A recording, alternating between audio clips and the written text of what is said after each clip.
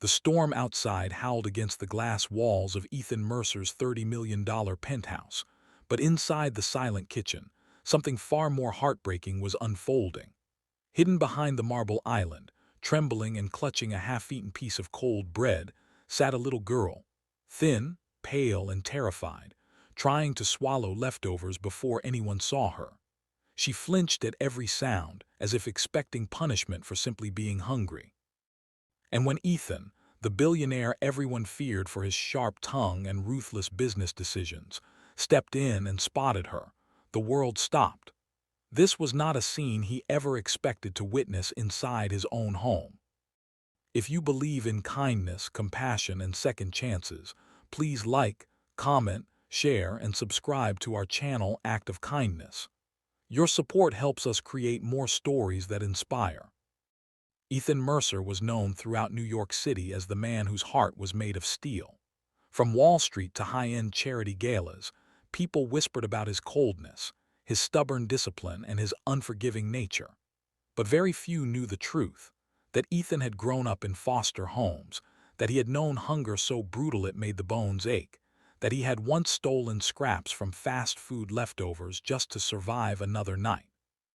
He had buried that past deep, building walls of money and success around himself, walls so tall that nothing emotional had climbed over them in years.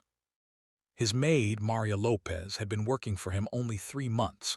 She was quiet, respectful, and never caused trouble. Ethan barely noticed her beyond the perfection of his polished floors and neatly ironed suits. But what he didn't know was that Maria was silently drowning.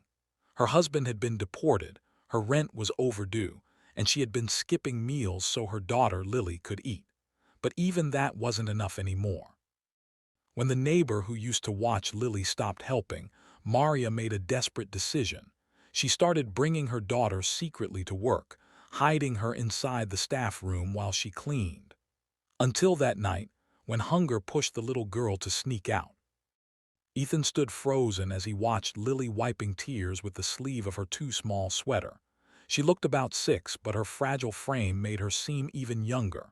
Her big brown eyes lifted to his face, bracing for the scolding she assumed would come. Instead, something inside Ethan cracked. It wasn't pity, it was recognition. He had been that child once, unwanted, alone, starving. He knelt slowly, remembering how towering adults used to frighten him. He reached for her in the gentlest voice he had spoken in years. But the moment Maria rushed in, breathless, panicked, fearing she was about to lose her job and perhaps be thrown out into the cold, Ethan saw everything. Her shame, her fear, her desperation. The truth spilled from her expression even before she spoke. She wasn't a negligent mother. She was a broken one, fighting every day to keep her little girl alive in a country where life was unforgiving to the poor. That night after sending them home, Ethan couldn't sleep. The image of Lily eating leftover bread on his kitchen floor tightened his chest in a way he hadn't felt in decades. His childhood memories returned like icy waves: shelters, hunger, loneliness. For the first time in years, Ethan realized his success had turned him into someone unrecognizable, someone who forgot where he began. He had money, power, influence. Yet under his own roof, a child went hungry. The next morning, he arrived early and called Maria and Lily into the living room. He had bought breakfast, not the usual, extravagant spread his chefs prepared, but simple pancakes, eggs, and fruit. Food he remembered craving as a child. He watched Lily's eyes widen in disbelief before she hesitantly reached for a plate.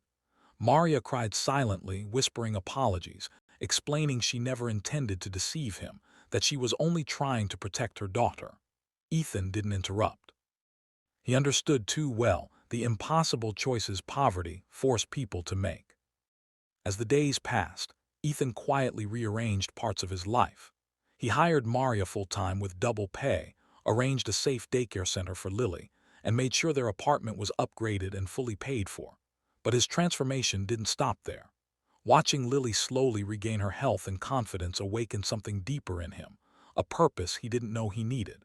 He began visiting shelters, donating anonymously, sometimes spending evenings reading to children who reminded him of himself. It wasn't charity for reputation. It was healing, both for him and for the lives he touched. Maria couldn't believe how much Ethan's heart had softened, how his once cold home now echoed with warmth, laughter, and the lively steps of Lily, who had begun calling Ethan Uncle Ethan. Ethan didn't mind. In fact, he cherished it, because every time Lily tugged his sleeve or smiled up at him, he remembered who he really was, a survivor who had finally found the courage to help others survive too. The real shock wasn't that a billionaire helped his maid's daughter. It was that the encounter forced Ethan to rediscover the humanity he had buried. He wasn't just giving them a better life. He was giving himself a second chance at being the man he wished someone had been for him when he was young. Weeks later, while watching Lily draw pictures in his office, a picture of a tall man holding hands with a little girl, Ethan felt emotion swell deep in his chest. That simple drawing captured everything he had become. Not a cold billionaire, not a feared businessman, but a man capable of